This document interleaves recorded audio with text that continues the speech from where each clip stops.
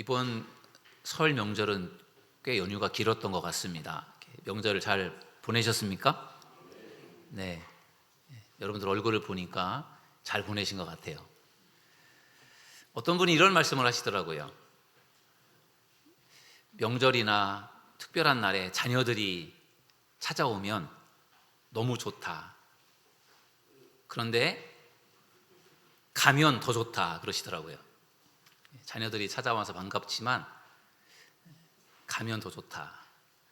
여러분들은 어떤지 모르겠습니다. 명절에 가족들이 와서 자녀들이 손주들을 데리고 와서 북적북적해서 참 좋으셨지만 또 없던 집에 사람들이 생기면 힘들고 불편함도 있잖아요. 그래서 가고 나면 오히려 또 한가치고 또 좋은 부분들도 있는 것 같습니다.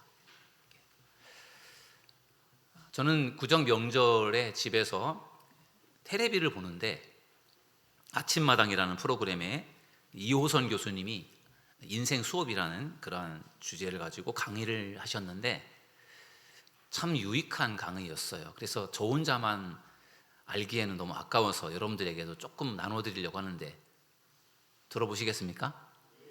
가르쳐 드릴까요? 어떤 내용이냐면요, 자녀들이 부모님을 찾아오기를 좋아하는 부모가 되는 거예요. 자녀들이 찾아오기를 기뻐하고 좋아하는 부모가 되는 비결.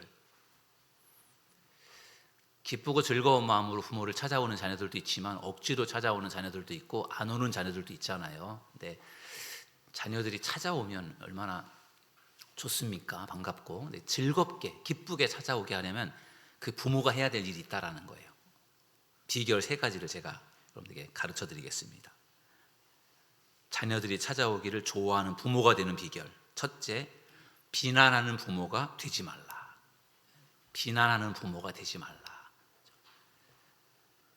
자녀들을 비난을 하면 자녀들이 이게 주눅이 들잖아요. 어릴 때부터 자녀들을 막 이렇게 비난하면 이렇게 자녀들이 주눅이 드는데 나이가 들어서도 계속 핀잔을 하고 이 비난을 하면 자녀들이 계속 주눅이 들어 산다라는 거예요.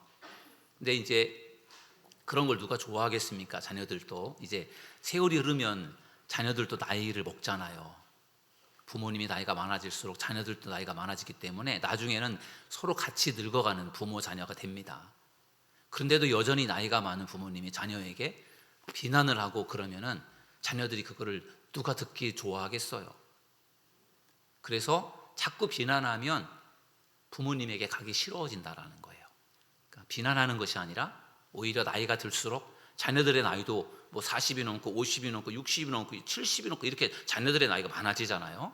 그럴 때 자녀들을 비난하기보다 함부로 대하기보다 오히려 자녀들을 존중해주고 인정해주는 부모님이 되기를 주님의 이름으로 축원합니다. 그래야 그 부모님을 자녀들이 기쁘고 즐겁게 찾아간다라는 거예요. 오면은 매일 안 좋은 이야기만 하시고 그러면 자녀들이 그거 듣기 싫어서 가기가 불편해진다라는 거예요. 비난하는 부모가 되지 말라. 2번째 비결은요, 착취하는 부모가 되지 말라. 그런 얘기를 하더라고요. 부모가 너무 자식들에게 너무 많은 것을 이렇게 뺏으려고 하지 말라는 거예요. 내가 너를 어떻게 키웠는데 너가 이럴 수도 있니? 부모님들이 자녀들에게 자주 하는 이야기잖아요. 너가 어떻게 나한테 이럴 수도 있니? 어떻게 너 요만큼밖에 안 하는 게 너 어떻게 그럴 수 있니? 이렇게 할 수 있잖아요. 근데 너무 많은 거를 착취하고 뺏으려고 하면 자녀들이 버거워하게 되고 싫어한다라는 거예요. 여러분, 효도가 당연한 걸까요? 효도가 당연한 게 아니래요. 모성애도 당연한 게 아니래요. 선택이래요. 부모라고 해서 자녀들을 다 지극정성으로 키우지 않아요. 지극정성으로 키우는 부모도 있지만 남의 애처럼 그렇게 취급하는 부모들도 있습니다. 모성애도 그게 선택이라는 거예요. 효도도 선택이래요. 내가 효도할 수도 있고 안 할 수도 있고. 그런데 내가 부모님이 나에게 잘해주면 그것 때문에 더 효도하고 싶은 마음이 더 생길 것 같아요. 너무 많은 걸 착취하고 빼앗으려고 하고 또 부모 마음대로 자식들을 조종하려고 하고 그러는 것들을 자녀들이 싫어한다라는 거죠. 그러면은 오히려 부모님에게 가는 것을 꺼려한다라는 거예요. 오히려 명절 때라든지 특별할 때 자녀들이 오면은 오히려 기름값이라도 하라고 이렇게 용돈을 주는 부모님이 되면 아마 자녀들이 더 즐겁게 부모님을 찾아가지 않을까 그런 생각이 듭니다. 우리 교회 부모님들은 이런 분이 없는 것 같아요. 오히려 반대되시는 분들이 많은 것 같아요. 착취하는 게 아니라 퍼주는 부모님. 그런가요? 세 번째 자녀들이 찾아오게 하려면요, 아프다고 엄살 부리는 부모가 되지 말래요. 나이가 들면 자꾸 여기저기가 아프잖아요. 저희 아내 아직 60도 안 됐는데 자꾸 여기저기 아프대요. 그러면서 무슨 말을 하냐면은, 지금도 이렇게 아픈데 60이 넘고 70이 넘으면 어떻게 살지, 아파서. 그런 얘기를 하는 거예요. 근데 부모님들이 나이가 드실 때 매일 아프다고 하시는 분들 계시잖아요. 너무 막 여기저기 아프겠죠, 당연히. 근데 너무 막 아프다는 걸 너무 많이 이야기하면 자녀들이 싫어한다라는 거예요. 가끔 아픈 얘기는 할 수 있겠지만 그걸 입에 달고 살지 말라는 거죠. 엄살하지 말라는 그런 이야기를 들으면서 이런 얘기를 하더라고요. 자식은 환자가 아닌 부모를 만나고 싶어 한다. 매일 아파하고 골골하는 그 엄마 아버지를 만나고 싶어 하는 게 아니라 엄마 아버지 부모님을 만나고 싶어 한다라는 거예요. 그래서 비난하는 부모가 아니라 자녀들을 존중해주고 인정해주는 부모, 착취하는 부모가 아니라 좀 이렇게 저렇게 좀 베푸는 부모, 그리고 엄살 부리는 부모가 아니라 참고 인내하면서 어른으로서 정말 끝까지 나이가 들어도 자녀들에게 존경받을 만한 그런 부모님들이 되시기를 주님의 이름으로 축원합니다. 그러면은 자녀들이 오지 말라고 해도 아마 기쁘고 즐겁게 부모님을 찾아가지 않을까, 그런 생각이 들어요. 저희 장인 어른이 93세고 올해 장모님이 89세이세요. 그래서 저희도 명절에 잠깐 다녀왔는데 정말 한 해 한 해 약해져 가시는 그런 모습들을 보게 되더라고요. 그래서 안타깝긴 한데 아무튼 잘해드리지 못하지만 그래도 정말 어떻게든지 불편하지 않게 해드리고 싶은 그런 마음들이 좀 있었습니다. 여러분, 오늘은 누구나 리더가 될 수 있다라는 그런 제목을 가지고 말씀을 나누려고 합니다. 저를 한번 따라서 하실까요? 누구나 리더가 될 수 있다. 여러분은 과연 본인이 나는 리더다 그렇게 생각을 하십니까? 리더다라고 생각하는 분도 계실 것이고 나는 리더가 아니다 그렇게 생각하시는 분도 계실 거예요. 네, 여러분, 중요한 것은 누구나 나이를 많이 먹었든 적게 먹었든 나이를 떠나서 내가 잘 살든 못 살든 내가 뭐 신분이 높든 낮든 그런 것하고 아무 상관없이 누구나 리더가 될 수 있다는 것을 믿으시기 바랍니다. 오늘 말씀을 잘 들어보십시오. 많은 사람들은 리더는 태어난다고 생각을 해요. 타고난다라고 생각을 해요. 그러나 그렇지 않습니다. 하나님은 평범한 사람들을 택해서 특별한 리더로 세워가시는 하나님이심을 믿습니다. 그래서 하나님께 선택받는 것이 매우 중요해요. 하나님께서 붙잡아 주시는 것이 매우 중요해요. 그러면 그 사람은 인생 가운데 좋은 리더로서의 삶을 살게 됩니다. 오늘은 하나님께서 평범한 사람들을 하나님께서 리더로 세워가시는 그러한 말씀들을 성경을 중심으로 해서 여러분들과 같이 나누어 보려고 합니다. 첫 번째로 나눌 말씀은 리더는 하나님의 기준으로 세워진다는 것입니다. 저를 따라하겠습니다. 리더는 하나님의 기준으로 세워진다. 리더를 세울 때 하나님의 기준으로 리더들이 세워진다라는 거예요. 이게 무슨 말이냐 하면은 오늘 본문 말씀으로 읽었던 사무엘상 16장 7절 말씀에 보면은 이렇게 말씀합니다. 여호와께서 사무엘에게 이르시되 그의 용모와 신장을 보지 말라. 내가 이미 그를 버렸노라. 나 여호와는 사람과 같지 아니하니 사람은 외모를 보거니와 나 여호와는 중심을 보느니라 하시더라. 아멘. 사람들은 외모를 보는데 하나님은 중심을 보신다는 거죠. 이 중심을 보신다라고 할 때 이 중심이라고 하는 영어 단어가 하트를 썼어요. 하트, 마음. 이 마음, 중심을 본다라는 게 이 마음을 본다라는 거예요. 사람들은 외모로 외적인 것을 가지고 사람을 판단하고 그렇지만 하나님은 그 외적인 것을 중요시 하지 않고 우리 마음 중심을 보시는 하나님이시다라는 거죠. 그래서 하나님이 다윗을 리더로 선택을 할 때 신장이나 그의 어떤 외모나 능력을 가지고 다윗을 하나님께서 선택하는 것이 아니라 그의 중심을 보신다라고 말씀하십니다. 여러분, 다윗은 이새라고 하는 사람의 8명의 아들 중에 막내입니다. 그리고 목동입니다. 그는 어느 뭐로 봐도 이스라엘의 왕이 될 만한 뭐 자격이 없어 보여요. 보잘것없는 사람의 막내 아들이에요. 목동이에요. 그게 어떻게 왕이 되겠습니까? 그런데 그는 겸손한 마음을 가지고 있었고 하나님을 향한 믿음이 컸어요. 그래서 하나님께서 사무엘 선지자를 통해서 이 다윗에게 왕으로 기름을 붓습니다. 초대교회가 7명의 집사를 세울 때 초대교회는 어떠한 기준으로 7명의 집사를 세우는지 아십니까? 오늘 우리가 본문에서 읽었는데 사도행전 6장 3절에 보면은 형제들아 너희 가운데서 성령과 지혜가 충만하여 칭찬받는 사람 7을 택하라. 우리가 이 일을 그들에게 맡기고 아멘. 여러분 초대교회가 7명의 집사를 세웁니다. 중요한 리더를 세웁니다. 그때 그 세우는 기준이 무엇입니까? 성령과 지혜가 충만하여 칭찬 듣는 사람이라고 말하고 있어요. 성령과 지혜가 충만하고 칭찬받는 사람. 이것이 여러분 초대교회가 지도자를 세울 때 세웠던 기준이에요. 어떤 기준이죠? 믿음이 좋은 사람. 그리고 사람들에게 칭찬받는다라는 것은 인격적으로도 뭔가 좀 존경받는 사람. 신앙과 인품이 겸비된 사람을 초대교회는 교회 지도자로 세운 것입니다. 여러분 이 세상의 기준은 어떻습니까? 이 세상은 학력 혹은 스펙, 실력 이런 것들을 기준으로 가지고 사람을 뽑지 않습니까? 리더를 정하지 않습니까? 그런데 초대교회는 그러한 세상적인 기준이 아니라 하나님의 기준으로 사람을 세우는 거죠. 믿음이 좋은 사람, 그리고 칭찬받을 만한 인격을 가지고 있는 사람. 이것이 바로 초대교회가 사람을 세우고 지도자를 세우는 기준이었어요. 저는 이것이 바로 하나님의 기준과 맞다라고 생각을 해요. 왜냐하면 세상적인 기준하고는 다른 기준이었거든요.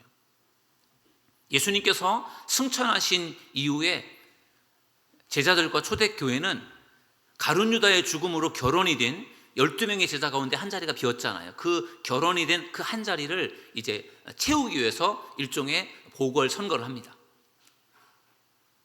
그때 기준이 있어요. 어떠한 사람을 12제자의 한 사람으로 포함시킬까? 그 기준을 성경은 이렇게 말하고 있습니다. 사도행전 1장 22절에 보니까 항상 우리와 함께 다니던 사람 중에 하나를 세워 우리와 더불어 예수께서 부활하심을 증언할 사람이 되게 하여야 하리라 하거늘. 아멘. 여기 보니까 이제 제자들이 결혼이 생긴 한 명의 제자를 이제 보고를 할 때 기준이 뭐냐면요, 우리와 함께 다녔던 사람이에요. 예수님과 함께 다녔던 사람들, 예수님과 함께 생활하면서 예수님을 보고 예수님의 기적과 능력을 행하시는 것을 보면서 제자들과 함께 한 팀을 이루어서 같이 12명의 제자의 반열에는 들어가지 않았지만 그 곁에서 같이 있었던 사람들. 예수님의 제자 가운데 12명의 제자도 있었지만 70명의 제자들도 있었거든요.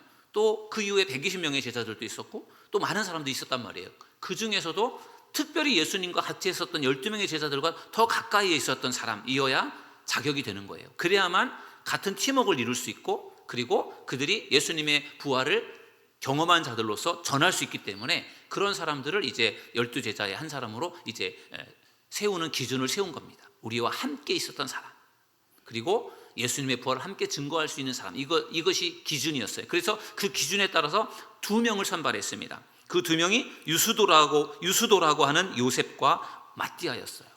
그리고 이 2명을 놓고 초대교회는 이 제자들이 어떻게 선택을 합니까? 둘 중에 한 명을 뽑아내야 되잖아요.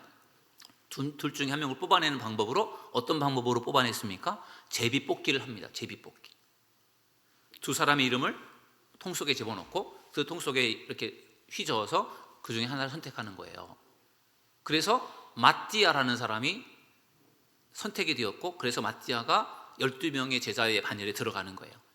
가룟 유다는 잘못해서 결국은 죽음으로 12제자가 되었지만 거기에서 제외가 되었는데, 마띠아라고 하는 사람은 12제자에 포함이 안 됐던 사람인데 가룟 유다의 결혼으로 인해서 그 자리에 들어가는 영예를 얻게 되었던 사람이죠. 정말 처음부터 그 자리에 들어가서 처음부터 잘 쓰임 받는 사람이 있는가 하면 뒤늦게 나중에 그 중요한 자리에 들어가서 쓰임 받는 사람도 있는 거예요. 끝까지 끝날 때까지 끝난 게 아니라는 말 있잖아요. 여러분, 우리가 하나님 앞에서 정말 끝날 때까지는 끝난 게 아니라는 생각을 가지고 끝까지 우리에게 맡겨주신 사명을 잘 감당할 수 있기를 주님의 이름으로 축원합니다. 그러면 끝까지 하나님께서 끝까지 끝에 가서도 쓰임 받을 수가 있는 것입니다. 여러분, 제비뽑기라고 하는 방법은 그냥 운에 맡기는 게 아니에요. 구약 성경에도 그렇고 신약 성경에도 그렇고 제비뽑기라고 하는 것은 이것은 믿음의 사람들이 하나님이 결정하시는 방법이라고 생각을 한 거죠. 인간의 기준을 가지고 인간의 점수를 가지고 사람을 정하는 게 아니라 제비뽑기는 이건 하나님이 정해주는 것이다라는 생각을 가지고 믿음을 가지고 그걸 뽑았던 것이고 거기에 하나님이 하신 거라는 생각을 가지고 순종을 했던 거예요. 그렇게 해서 마띠아가 뽑혔습니다. 그럴 때 저는 이 초대교회와 제자들이 하는 방식은 이거는 인간의 기준을 가지고 사람을 선택하는 것이 아니라 하나님의 기준으로 사람을 선택하는 거다, 그런 생각이 들어요. 하나님의 뜻을 구하며 하나님께서 정말 원하는 사람이 누구인지 하나님 그 사람을 뽑게 해주세요 하면서 뽑은 것이 마띠아였지 않습니까? 그러므로 초대교회는 하나님의 기준으로 리더를 세워간 것이고 그렇게 해서 이제 하나님의 사람들이 세워진 줄로 믿습니다. 오늘날 여전히 세상은 외모와 사회적인 조건에 따라서 리더를 선택하고 평가를 합니다. 그러나 하나님은 여전히 마음 중심을 보시는 하나님이심을 믿으셔서 우리가 세상의 기준에 따라서 사람을 판단하고 평가하는 것이 아니라 하나님이 보실 때 어떠한가, 하나님의 기준으로 우리가 세상을 살아갈 수 있는 믿음의 사람들이 될 수 있기를 주님의 이름으로 축원합니다. 두 번째로 하나님께서 리더를 세워가실 때 우리가 기억해야 될 부분은 하나님은 훈련을 통해 리더로 세운다는 것입니다. 저를 따라하겠습니다. 하나님은 훈련을 통해 리더로 세운다. 하나님께서 리더로 선택한 사람을 그냥 내버려 두지 않으시고 그 사람을 훈련을 시키십니다. 하나님께서 다윗을 기름 부어 세웠잖아요. 기름 부었지 않습니까? 10대에 그 어린 목동을 기름 부었어요. 그리고 나서 다윗이 그때부터 막 쓰임 받은 게 아니에요. 기름 부음을 받은 이후에 다윗에게는 오히려 고난과 어려운 상황들이 펼쳐지게 되면서 하나님께서 다윗을 그 다음에 계속해서 훈련을 시키십니다. 다윗이 골리앗을 물리쳤잖아요. 그 골리앗을 물리친 사건, 그 대단한 사건으로 다윗의 인기는 하늘을 찌르게 되었습니다. 사무엘상 18장 7절에 보면은 여인들이 뛰놀며 노래하여 이르되 사울이 죽인 자는 천천히요 다윗은 만만이로다 한지라. 아멘. 사울이 죽인 사람은 천천, 다윗은 만만. 사울이 이스라엘의 왕인데 다윗은 목동이고 어린 소년에 불과한데 사울은 천, 다윗은 만이에요. 이게 이스라엘의 여성들이 불렀던 노래예요. 그러니 이것을 듣는 사울이 얼마나 기분이 언짢았겠어요. 이때부터 사울이 다윗을 주목하게 되었다고 해요. 다윗을 신경을 쓰이는 거예요. 다윗에 대한 시기와 질투심을 갖게 됩니다. 그리고 이때부터 다윗은 어려움을 겪습니다. 백성들이 다윗이 만만이다 이렇게 해서 다윗을 막 높여 세웠는데 그것 때문에 다윗의 인기가 많아졌지만 그러나 그때부터 다윗의 고난이 시작됩니다. 왜냐하면 사울이 아주 다윗을 괴롭힙니다. 막 연주하는 사울에게 창을 던져서 다윗을 죽이려고 하기도 하고요. 그리고 나중에는 정말 다윗에게 왕권을 빼앗길까 봐 두려워서 견디질 못해요. 아주 두려워하고 염려하고 그래서 다윗을 내가 죽이지 않고는 내가 살 수 없다. 그래서 그때부터 사울이 군사를 이끌고 다윗을 쫓아다닙니다. 자그마치 10여 년 동안이야. 10여 년 동안 다윗은 사울 왕의 추격을 피해서 계속 도망 다닙니다. 도피 생활을 합니다. 그러니까 얼마나 많은 고생을 했겠습니까? 사울이 뭐 천여 명의 군사를 이끌고 다윗을 한 사람을 잡으러 쫓아다니는데 10년 동안을 쫓아다닌다고 생각을 해보세요. 그러니까 얼마나 힘들게 살았겠어요. 수없이 죽을 고비를 넘겼어요. 그럼에도 불구하고 하나님께서 다윗을 살려주셨어요. 그런 많은 고난의 시간들, 그런 과정들을 걸치면서 다윗이 견뎌내고 참아내면서 좋은 리더로 세워지게 된 줄로 믿습니다. 여러분, 리더는 고난을 잘 참고 인내해야 됩니다. 고난을 당할 때 여기에도 하나님 뜻이 있겠다 그런 생각을 가지고 고난을 잘 참아내는 믿음의 사람들이 되시기를 주님의 이름으로 축원합니다. 그럼 하나님께서 그 고난을 통해서 그 사람을 더 단련시켜 주십니다. 그리고 하나님께서 때가 되면 그 사람을 높여주시고 사용하시는 것이죠. 다윗도 그러지 않았습니까? 10여 년 동안의 도피 생활이 끝나면서 다윗이 이스라엘의 왕으로 세워져서 정말 이스라엘 최고의 왕으로서 역할을 감당하게 되죠. 그 모든 이유가 그가 고난을 잘 참아내고 견뎌냈기 때문인 줄로 믿습니다. 모세가 이스라엘의 지도자로서 세워지기까지 모세도요 80년 동안 훈련을 받습니다. 출애굽기 7장 6절에서 7절에 보면은 모세와 아론이 여호와께서 자기들에게 명령하신 대로 행하였더라. 그들이 바로에게 말할 때에 모세는 80세였고 아론은 83세였더라. 아멘. 하나님이 모세를 부르실 때 모세의 나이가 80세였다라고 말씀하는 부분이에요. 그럼 모세가 80세가 될 동안 무엇을 했습니까? 40년은 애굽에서 살았죠. 애굽 왕자로 살았습니다. 거기에서 애굽의 학문을 배우면서 지도자로서 수업을 받으면서 자랐습니다. 그 이후에 40년은 미디안 광야에서 살았어요. 이드로의 딸과 결혼을 해서 이드로의 양을 치면서 거친 광야에서 무려 40년의 생활을 한 거예요. 그러니까 광야에서 뼈저리 있게 광야 생활을 경험한 거예요. 그렇게 해서 80년의 세월이 지나고 80세가 되었을 때 하나님께서 이 모세를 부르시는 거죠. 그리고 그를 출애굽의 사명을 그에게 맡기셨어요. 여러분, 모세라고 하는 사람, 이 지도자가 80년 동안 준비되고 훈련이 된 거예요. 얼마나 많은 고난의 시간들을 보냈습니까? 그러면서 그는 철저하게 준비가 되었어요. 애굽에서 학문도 했죠. 광야 생활도 철저하게 경험했죠. 그런 모든 경험들이 있기 때문에 모세가 이스라엘 백성들을 애굽에서 구출해내어서 광야를 40년 동안 행진할 수 있는 그 일을 할 수 있었던 것이 훈련이 되어 있었기 때문에 가능했던 것입니다. 하나님은 모세를 훈련을 통해서 준비시켜서 그에게 중요한 사명을 맡기신 줄로 믿습니다. 그리고 잘 준비되었기 때문에 모세는 그 일을 넉넉하게 감당을 해내었습니다. 2025년도 올해가 우리 교회가 설립된 지 18주년이 되는 해입니다. 3월 마지막 주일이 우리 교회 이제 창립 주일인데 18주년이에요. 우리 교회가 어느덧 18년이라는 세월이 지났습니다. 그동안에 우리 교회에 정말 많은 일들이 있었어요. 많은 경험들을 쌓으면서 18년이라는 세월을 지나온 것 같습니다. 교회가 개척이 되어서 18년이라는 세월 동안에 얼마나 많은 일들이 있었겠습니까? 정말 교회가 막 잘 부흥하고 성장하던 그런 때도 있었습니다. 그러나 교회가 막 어려움을 당하던 그런 때도 있었습니다. 왜 우리 교회가 그냥 순탄하게 성장하지 않고 왜 성장하다가 또 어려움을 겪기도 하고 또 성장하다가 또 어려움을 겪기도 하고 왜 이런 과정들을 되풀이했을까? 가만히 생각해 보니까 이것이 다 훈련이다, 그런 생각이 들었어요. 하나님께서 우리 사도들 교회라는 교회가 세워졌을 때 이 교회를 훈련하면서 하나님께서 지금까지 오신 줄로 믿습니다. 언제까지 이 훈련의 시간이, 이 고난의 시간이 언제까지 계속될 것인지는 저도 잘 모르겠어요. 저는 바라기는 이제 우리 교회가 창립 20주년을 이제 눈앞에 두고 있어요. 27년도가 되면 우리 교회가 창립 20주년이 되는 해인데 아마도 우리 교회가 20주년 전후가 되면 좀 더 나아지지 않겠는가, 그런 생각을 소망하게 됩니다. 우리 사도들 교회가 창립 이제 18주년인데 20주년을 즈음하여서 전이든 후든지 되어서 우리 사도들 교회가 정말 더 하나님의 영광을 드러내며 하나님께 더 귀하게 쓰임받는 교회가 될 수 있기를 주님의 이름으로 축원합니다. 여러분이 현재 겪고 있는 고난과 어려움은 여러분들이 리더로 성장해가는 과정이라고 생각을 하십시오. 왜 나에게는 이렇게 고난이 많을까? 왜 나는 이렇게 하는 일마다 안 되고 나는 왜 이렇게 힘든 일만 생길까? 우리가 때때로 그렇게 생각하면서 우리가 불평할 수 있잖아요. 찬양의 가사도 그런 거 있잖아요. 왜 나만 겪는 고난이냐고 불평하지 말라고. 고난을 좋아할 사람이 누가 있겠습니까? 그런데 내가 고난을 피하고 싶다고 해서 고난이 찾아오지 않는 게 아니잖아요. 내가 원튼 원하지 않든 고난이라고 하는 것은 우리 인생 가운데 찾아올 수밖에 없어요. 그 고난이 찾아왔을 때 여기에도 하나님의 뜻이 있겠다 생각을 하시고 그 고난을 잘 참고 인내하는 여러분들이 되시기를 주님의 이름으로 축원합니다.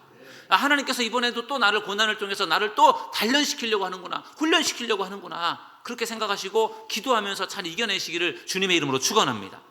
고난이 찾아왔다고 넘어지고 낙심하고 좌절하지 마시고 하나님께서 나를 또 단련시키신다, 내가 이번에도 내가 이겨내야지 하는 그런 믿음을 가지고 여러분들이 고난을 대항해 나간다면 반드시 이길 것이고 하나님께서 더 성장시켜 주실 줄로 믿습니다. 마지막 세 번째로 나누고 싶은 말씀은 리더는 하나님의 뜻에 순종할 때 세워진다라는 것입니다. 저를 따라하겠습니다. 리더는 하나님의 뜻에 순종할 때 세워진다. 리더로 세워지는 과정 속에서 순종하는 자세가 매우 중요하다라는 이야기입니다.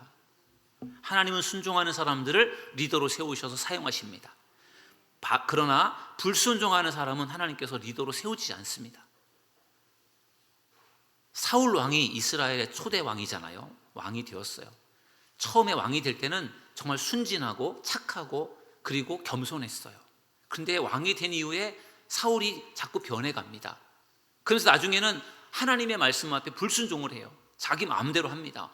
왕으로서의 힘을 갖게 되니까 자기 멋대로 하는 거예요. 그래서 결국은 어떻게 되죠? 하나님께 불순종을 하다가 하나님께 버림을 받습니다.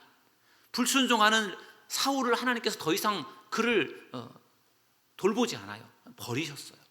그리고 나서 그 다음에 다윗이 이스라엘의 2대 왕으로 세워지게 됩니다. 다윗은 하나님 앞에 순종하는 삶을 살았지 않습니까? 그래서 다윗이 하나님 앞에 리더로 쓰임을 받게 되는 것입니다. 다윗이 계속해서 10여 년 동안 사울에게 추격을 당하면서 도망을 다닐 때 사울을 죽일 수 있는 절호의 찬스가 2번 있었어요. 그런데 결코 다윗은 사울을 죽이지 않았습니다. 사무엘상 24장 6절에 이렇게 다윗이 말합니다. 자기 사람들에게 이르되 내가 손을 들어 여호와의 기름 부음을 받은 내 주를 치는 것은 여호와께서 금하시는 것이니 그는 여호와의 기름 부음을 받은 자가 됨이니라 하고. 아멘.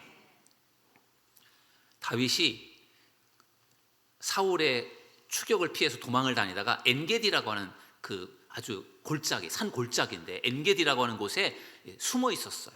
거기는 막 굴이 워낙에 많고 산이 깊어서 숨으면 찾기가 힘들어요. 그 엔게디라고 하는 곳에 한 동굴 속에 다윗과 다윗을 돕는 부하들이 숨어 있는데 그 동굴 속에 사울이 혼자 들어온 거예요. 아마 볼일을 보려고 그 속에 혼자 들어온 것 같아요. 그때 숨어있던 다윗의 부하들이 정말 이거는 절호의 찬스다, 사울을 죽이자, 이렇게 다윗에게 제안을 합니다. 그런데 다윗이 죽이지 않아요. 하나님이 기름 부으신 종을 어떻게 내가 죽일 수 있겠느냐, 그건 안 된다라고 해서 다윗이 죽이지 않고 그 대신에 사울의 옷자락을 이렇게 잘라내잖아요. 그러면서 그것을 가지고 내가 당신을 왕을 죽일 수 있었지만 내가 죽이지 않고 이렇게 옷자락만 잘라내지 않았느냐, 당신 내가 죽이지 않는데 왜 당신 나를 죽이려고 하느냐, 다윗이 그렇게 말을 하잖아요. 하나님이 기름 부어 세운 왕을 내가 절대 죽일 수 없다, 그것이 다윗의 신앙이었고 그것이 결국은 저는 하나님 앞에 순종하는 다윗의 모습이라고 저는 믿습니다. 이스라엘이 블레셋과 전쟁을 할 때 다윗은 하나님께 기도하면서 하나님의 인도하심을 구했어요. 블레셋은 늘 이스라엘을 공격하면서 힘들게 했던 나라인데 다윗 왕 때에도 블레셋과 전쟁을 하는데 블레셋이 공격을 해왔을 때 다윗이 하나님 앞에 기도를 합니다. 하나님의 뜻을 구하면서 기도를 해요. 사무엘하 5장 19절에 보니까 다윗이 이렇게 기도합니다. 다윗이 여호와께 여쭈어 이르되 내가 블레셋 사람들에게로 올라가리이까 여호와께서 그들을 내게 내 손에 넘기시겠나이까 하니 여호와께서 다윗에게 말씀하시되 올라가라, 내가 반드시 블레셋 사람을 내 손에 넘기리라 하신지라. 아멘. 이것이 여러분 다윗의 신앙이에요. 블레셋이 공격해 올 때 내 힘을 가지고 저들을 물리치겠다, 그렇게 하고 가서 싸운 게 아니라 하나님 앞에 기도를 드리는 거예요. 제가 지금 올라가서 싸우는 게 좋겠습니까? 제가 올라가서 싸우면 하나님께서 저들을 제 손에 붙여주시겠습니까? 이기게 해주시겠습니까? 이렇게 하나님 앞에 기도하고 물을 때 하나님께서 다윗에게 말씀을 해주셨어요. 그래, 올라가라, 싸워라, 내가 그들을 내 손에 붙여주겠다, 하나님께서 약속을 하셨어요. 그리고 다윗은 그 말씀대로 나가서 싸워서 승리를 거두게 된 줄로 믿습니다. 다윗은 하나님의 뜻에 순종하는 왕이었어요. 그래서 하나님께서 다윗을 그렇게 위대하게 사용하신 줄 믿습니다. 하나님께서 모세에게 출애굽의 사명을 맡기실 때 80세 노인이 된 모세를 하나님 부르셔서 너가 이스라엘 백성들을 애굽에서 구원해라, 출애굽의 사명을 주셨어요. 그런데 모세가 그 하나님의 사명을 거절합니다. 몇 번이나 거절했을까요? 한 번 했을까요? 2번 했을까요? 무려 5번이나 거절합니다. 5번이나 거절해요. 그리고 하나님은 그 거절하는 모세를 계속 설득합니다. 거절하는 다윗도 대단하고 모세도 대단하고 계속 설득하는 하나님도 대단해요. 너가 그렇게 내 말을 안 들을 바에는 내가 그래 너 그만둬라, 내가 다른 사람 지키겠다. 하나님이 그렇게 할 수 있잖아요. 근데 하나님이 그렇게 하잖아요. 계속해서 설득을 합니다. 근데 계속 설득을 해도 모세가 계속해서 거절을 하니까 5번 거절한 다음에 하나님께서 화를 내십니다. 출애굽기 4장 14절에 보면 이렇게 말씀하세요. 여호와께서 모세를 향하여 노하여 이르되 레위 사람들의 형 아론이 있지 아니하냐? 그가 말 잘하는 것을 내가 아노라. 그가 너를 만나러 나오나니 그가 너를 볼 때 그의 마음에 기쁨이 있을 것이라. 아멘. 내용으로 볼 때는 별로 노한 것처럼 이렇게 느껴지지 않지만 분명히 성경 말씀에 하나님께서 화를 냈다, 노했다 이렇게 말씀하고 있어요. 앵거라는 그 영어 단어를 썼는데 분노했다라는 표현이에요. 화를 내고 분노하셨어요. 왜냐하면 계속해서 못하겠다 안 하겠다고 하니까 하나님이 화를 내신 거예요. 그러니까 그리고 나서 모세가 순종을 합니다.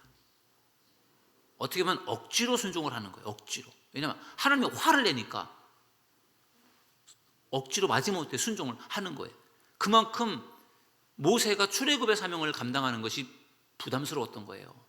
그러니까 안 하려고 계속해서 그걸 거절했던 거잖아요. 근데 하나님이 너가 해야 된다, 너가 해야 된다, 하라면 해 이렇게 하나님께서 화를 내시니까 알겠습니다 이렇게 이제 순종을 하게 되는 거죠. 하나님께서 우리에게도 사명을 주십니다. 때때로 우리는 그 사명이 부담스러워서 저 다음에 할게요, 저 못해요 이렇게 하면서 하나님께서 우리에게 주시는 일들을 우리도 모세처럼 이렇게 거절할 때가 있지 않습니까? 근데 하나님은 계속해서 설득할 거예요. 해봐, 내가 도와줄 테니까.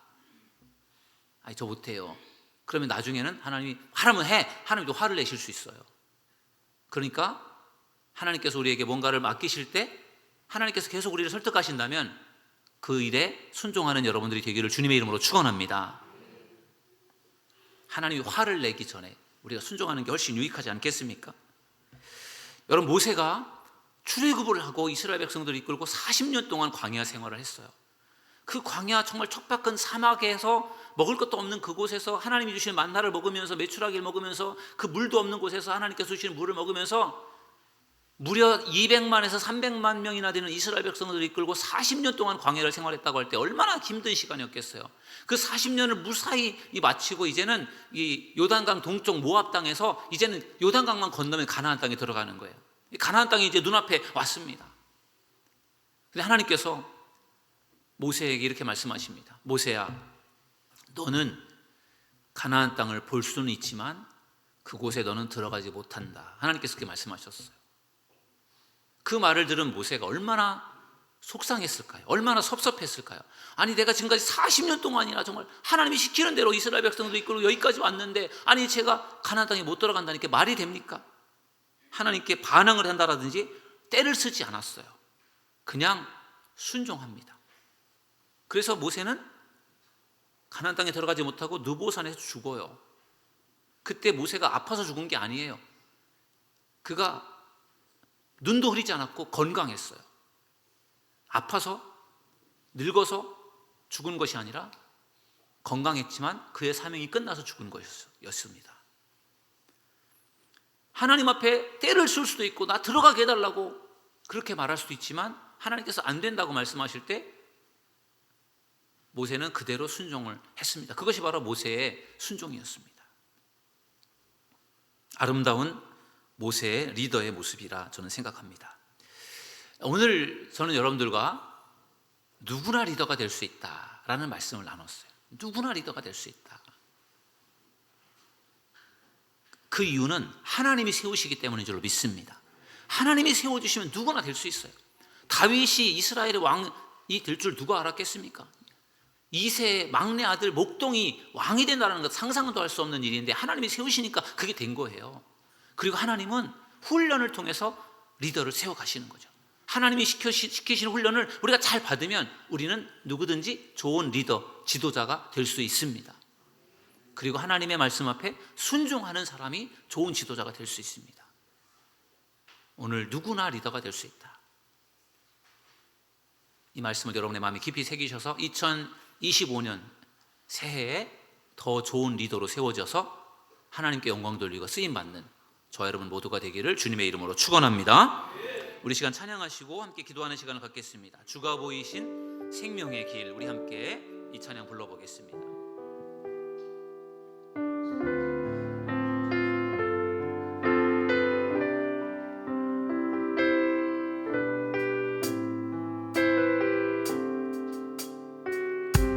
주가 보이신 생명의 길, 주가 보이신 생명의 길, 나 주님과 함께 상한 마음을 드리며 주님 앞에 나의 의로움이 되신 주, 나의 의로움이 그 이름 예수, 그 이름 예수, 나의 길이 되신 이름, 나의 길이 되신 이 예수,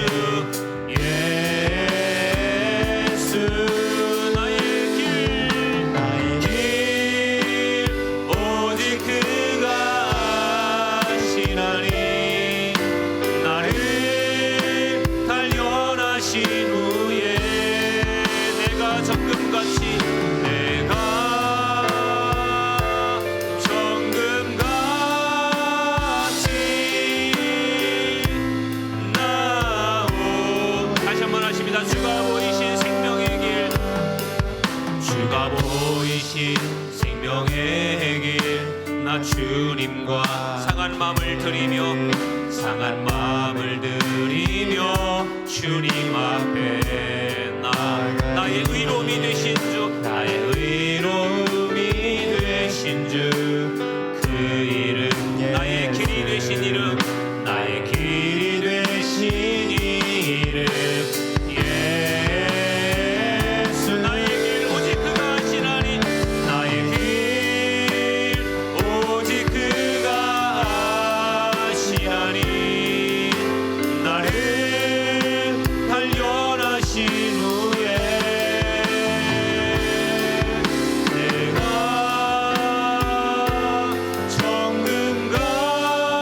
정금같이 우리 두 손 들고 찬양하겠습니다. 나의 길 오직 그가 하시나니, 나의 길 오직 그가 하시나니, 나를 단련하신 후에 내가 정금같이 나오리라. 여러분, 하나님께서 세워주시면 누구든지 리더가 될 수 있습니다. 좋은 리더가 되려면 훈련을 받아야 합니다.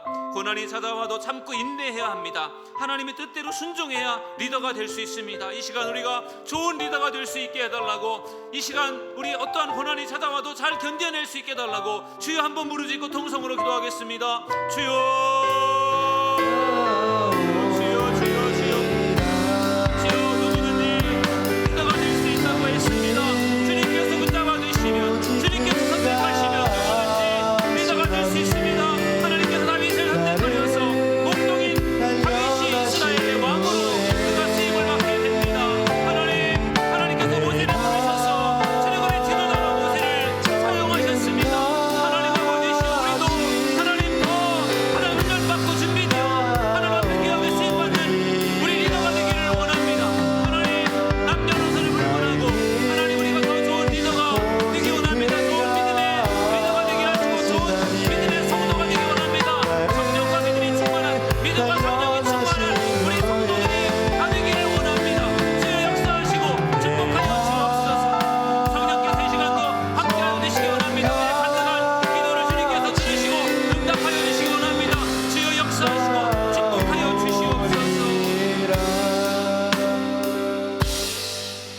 하나님, 보잘것없었던 다윗, 목동에 불과했던 다윗이 하나님의 선택을 받아 그의 마음이, 그의 중심이 하나님 보시기에 합하였기에 하나님께서 그를 선택하여 리더로 세우시고 이스라엘의 왕으로 그를 세워 사용하셨습니다. 하나님, 우리가 부족하고 연약하지만 하나님께서 우리를 선택하시기만 하면, 하나님께서 우리를 붙잡아 주시기만 한다면 우리도 좋은 믿음의 리더가 될 줄로 믿습니다. 우리에게 하나님 고난이 찾아왔을 때, 어려움이 찾아왔을 때 하나님께서 나를 훈련하시고 단련시키는 것이다라는 믿음을 가지고 잘 참아내며 견뎌내게 하시고 늘 하나님의 뜻에 순종할 수 있는 저희들 되기를 간절히 원합니다. 하나님, 특별히 2025년도에 우리 모든 성도들이 더 나은 우리 믿음의 리더로 성장이 되어서 하나님께 더 영광 돌리며 쓰임받을 수 있도록 축복하여 주시옵소서. 감사하며 예수님의 이름으로 기도하옵나이다. 아멘.